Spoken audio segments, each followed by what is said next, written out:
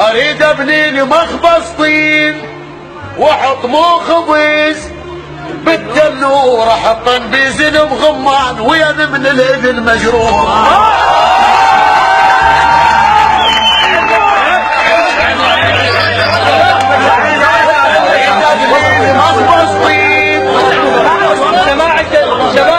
سماعي اريد ابني لي مخبص طين واحط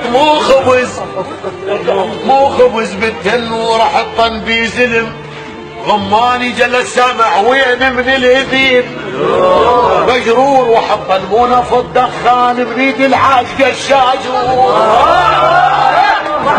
وحط المونه في الدخان من ايد العاشقه الشاجور. هنا والهوسه اقترها ونص من الحكي مستور. الله يا ابو طيب خيب للنار بس ياهو هلا للنار ما يقضي العازل النار، ما يقضي العازل النار.